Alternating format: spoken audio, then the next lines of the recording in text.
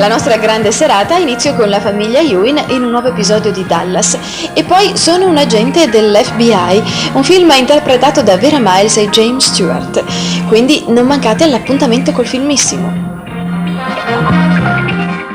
Bentornati in soffitta. Oggi rispolveriamo i ricordi di un'icona che ha attraversato gli anni 80 e 90 con fascino, sensualità e un pizzico di follia. La carismatica Eleonora Brigliadori. Prima di iniziare, se vi piacciono questi viaggi tra cinema, bellezza e malizia, iscrivetevi al canale e lasciate un like. E, ovviamente, scrivetemi nei commenti quale attrice vorreste nella prossima puntata. Sai che credevo non mi potesse più capitare? Una cosa del genere è proprio come vivere in un sogno bellissimo, meraviglioso. È così, una favola. Forse sì. Eleonora Brigliadori nasce a Milano il 18 febbraio 1960 e sin da giovane incanta il pubblico con il suo fascino irresistibile. Il suo percorso nel mondo dello spettacolo inizia come modella, ma il destino le riserva un palcoscenico ben più grande, la televisione. Nel lontano 1977 appare per la prima volta in TV come telefonista nel celebre programma Portobello, condotto dal mitico Enzo Tortora. Una presenza che, già da allora, lasciava intravedere quel mix di eleganza e audacia che l'avrebbe resa un volto noto e inconfondibile.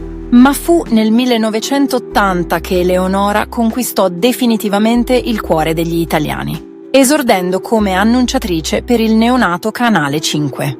Ricordate quel periodo in cui la televisione era ancora sinonimo di ritmi più lenti e volti familiari? Beh, Eleonora, insieme a Fabrizia Carminati, rivoluzionò quegli schemi, portando uno stile fresco, fuori dagli schemi e decisamente più vivace. Per la vostra serata in allegria, ecco puntuale la rassegna di Don Camillo.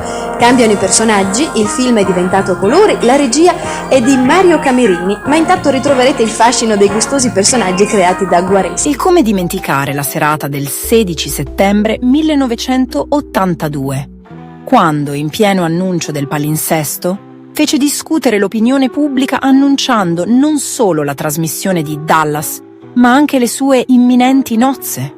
Un colpo di scena che fece tremare i cuori e le reti televisive. Passiamo ora ai momenti salienti della sua carriera televisiva. Eleonora ha lasciato il segno non solo come annunciatrice, ma anche come conduttrice di programmi che sono diventati veri e propri cult.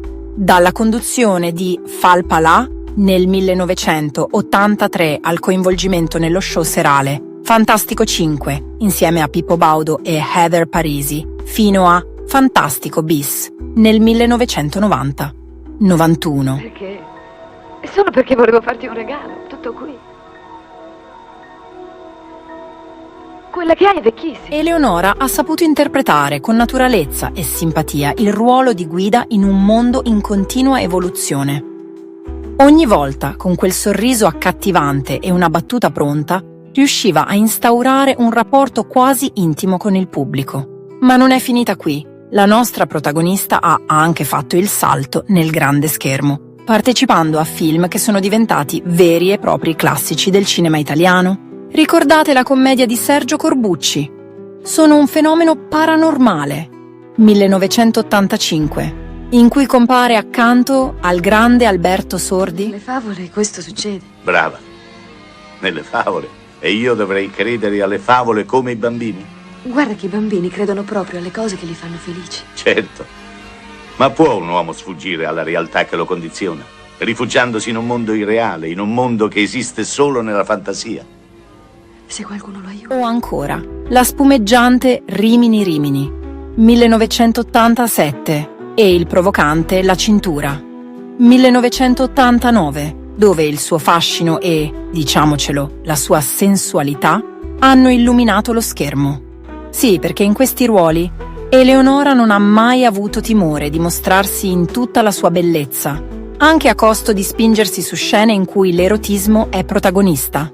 E, ammettiamolo, chi di noi non ha ammirato quel mix di eleganza e audacia? Un vero e proprio inno alla femminilità liberata. Il percorso artistico di Eleonora si è intrecciato anche con il mondo del teatro e delle fiction televisive. Dalle rappresentazioni teatrali, come in Il Cantico dei Cantici, una messa in scena intensa e poetica, fino alle soap opera come Incantesimo 9 del 2007, ha sempre saputo rinnovarsi, mostrando un'ecletticità rara. E non dimentichiamo il suo ritorno sugli schermi negli anni 2000, con partecipazioni in film come Notte prima degli esami, 2006, e la sua avventurosa esperienza come concorrente in reality show, tra cui la celebre L'Isola dei Famosi, nel 2011, dove ha incantato e allo stesso tempo fatto discutere il pubblico. Certo, come spesso accade ai grandi personaggi, anche Eleonora non è stata immune da polemiche e dibattiti accesi. Il 2007 fu un anno particolarmente movimentato. In un gesto che cercava di unire arte e protesta, si rese protagonista di un episodio di vandalismo, imbrattando una scogliera in Gallura. E poi, più recentemente, ha preso posizioni piuttosto discusse in ambito medico, sostenendo teorie che hanno acceso il dibattito pubblico. Insomma, Eleonora Brigliadori non è solo una figura di bellezza e sensualità, ma anche una personalità che ha saputo generare discussioni, spingendo il pubblico a riflettere e a volte a mettersi in discussione. Oltre alla carriera professionale, la vita privata di Eleonora ha sempre suscitato grande interesse. Sposata con l'imprenditore Claudio Gilbo, la coppia ha 3 figli e nonostante le luci dei riflettori, ha saputo mantenere una certa discrezione sui dettagli della vita familiare. Questo equilibrio tra vita pubblica e privata, tra glamour e quotidianità, ha reso Eleonora un personaggio ancora più umano e vicino al cuore degli italiani. Riflettendo su tutta la sua carriera, possiamo dire che Eleonora Brigliadori ha saputo reinventarsi più volte, attraversando decenni con la stessa grinta e determinazione. Dalla televisione agli schermi cinematografici, dal teatro ai reality, la sua versatilità è un esempio per chiunque voglia lasciare un segno nel mondo dello spettacolo. E, sinceramente, ogni volta che la rivediamo o la risentiamo, c'è sempre quel pizzico di ironia e quel tocco di provocazione che ci fa dire «Ehi, ma questa donna sa come far parlare di sé». Prima di concludere questa puntata, vi invito, cari soffittari, a condividere con noi le vostre impressioni. Avete una scena o un ruolo preferito di Eleonora? Oppure c'è qualche aspetto della sua carriera che vi ha particolarmente colpito? Scriveteci nei commenti e, se questo episodio vi è piaciuto, non dimenticate di iscrivervi al canale La Soffitta di Pippo e di lasciare un bel like. Ogni vostro feedback è un incentivo a portarvi altri contenuti ricchi di storia, aneddoti e, naturalmente, un po' di quella malizia che ci contraddistingue. E con questo concludiamo il nostro tuffo nel mondo carismatico di Eleonora Brigliadori. Grazie per averci seguito in questo viaggio tra glamour, cinema e un pizzico di provocazione. Restate sintonizzati per la prossima puntata, dove un'altra figura leggendaria del panorama italiano ci regalerà nuove emozioni e tante curiosità.